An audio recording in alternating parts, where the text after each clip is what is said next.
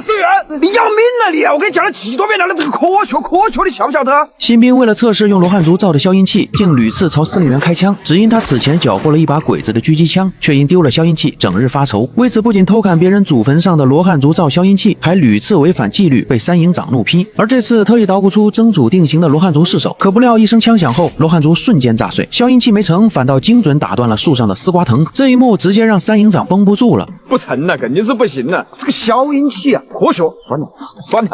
三營長是既覺得這小子憨直的可愛，又暗嘆這份不服輸的執拗。可面對十分沮喪的順柳，司令員陳大雷和三營長卻只字不提消音器的失敗，反倒一個勁誇他槍法精準。你看這距離不近吶，你看那絲瓜那個藤很細啊，你一槍就命中，還是準的。其實二人早已看透，順柳的天賦在槍法絕對不可能造出消音器，就連文書翰林對此都曾放下過狠話。他二雷要是能把消音器給做出來，我把眼珠子摳出來送給他，這不吹牛他能死啊！然而執拗的順柳卻沒想過放棄，即便三營長暖心安慰，可還沒等他跟司令員走遠，不死心的順柳反手又摸出另一個煮好的羅漢竹，裝在了槍上。司令員，我還有一個呢，你看，你抬頭往上看。沒意外，又是一聲炸響，樹上的柿子應聲落地，羅漢竹再度報廢。可這次三營長卻笑不出來，反倒驚出了一身冷汗，因為這已是順柳第三次朝着司令員所在的方向開槍了。我看你像是搞邪了啊！你是要跟着司令員這個方向開槍，你要命了你！我跟你講了幾多遍了，這個科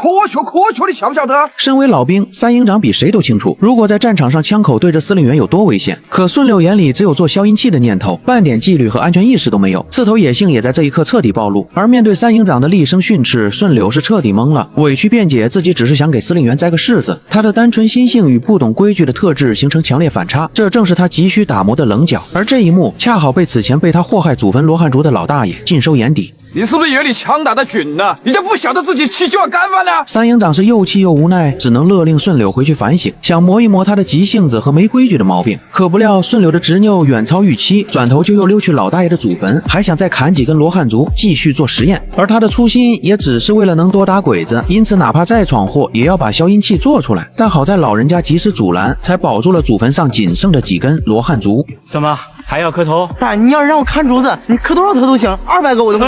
老大爺看着3番5次來砍竹子的順柳，心裡滿是疑惑。畢竟這羅漢竹是軟的，槍是硬的，咋可能會配套呢？而且這羅漢竹別名叫佛度竹，是祖輩特意栽在祖墳旁的風水竹，既承載着竹報平安、節節高升的寓意，也是家族念想。他向來視作護佑先祖、維繫家風的根基，絕不容人反覆驚擾。可當老大爺得知順柳折騰這一切都是為了做消音器打鬼子時，先前的怒氣瞬間煙消雲散。因為在抗戰年代，百姓對保家衛國的軍人本就心懷敬重，得知順柳的初衷是殺敵，便只剩心疼與支持。也就在這時，老大爺忽然想起此前在田裡撿到的鋼管，這可比羅漢竹結實耐用多了，也讓順柳瞬間雙眼放光，總算看到了希望。這個聽說跟漢林說的一模一樣，但你是哪找的這個？這前幾天我在田裡拾的，說不定有用啊。拿到鋼管的順柳如獲至寶，這還真是踏破鐵鞋無覓處，得來全不費功夫啊！他風一般的衝了回去，迫不及待的將消音器裝上了狙擊槍，結果竟完美契合，這下可把他高興壞了。當然，這把頂配狙擊槍帶給他的喜悅，不僅是看到了希望的激動，更藏着被理解、被支持的暖意。漢林，